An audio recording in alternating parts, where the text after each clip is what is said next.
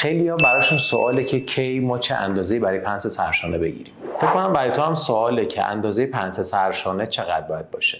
پنس سرشانه خیلی تأثیر مستقیمی روی تنخور لباستون داره و برجستگی سینه با استفاده از پنس سرشانه ایجاد میشه. به عنوان مثال ما برای لباس‌های مدارس و اداری از پنس سرشانه 2 الی 3 سانت استفاده می‌کنیم، چون یه جورای کورستی نماست. ما نمی‌خوایم جا سینه‌اش یا حجم سینه خیلی به چشم بیاد. برای لباس‌هایی مثل کت، پالتو یا شمیز از پنس 3 الی 4 سانت استفاده می‌کنیم. برای لباس‌هایی مثل مانتو، بلوز و حتی همون شمیز میتونیم از پنس 4 الی 6 سانتی متر استفاده کنیم. پنس 6 تا 8 سانتی متر برای لباس‌های مزونی یا لباسایی که می‌خوایم حجم سینه بیشتری داشته باشیم و از 8 سانت تا 20 سانتی متر برای لباس‌های دکولته و لباس‌های مجلسی یا لباس‌هایی که می‌خوایم خیلی دیگه حجم سینه و اون کاپ سوتین توش قرار بگیره که بیشتر تو لباس‌های برهنه یا لباس‌های دکولته استفاده میشه. معمولاً از دور دکولته اندازه پنس سرشانه در لباس‌های مجلسی به دست میاد.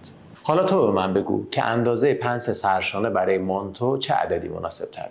برام کامنت کن.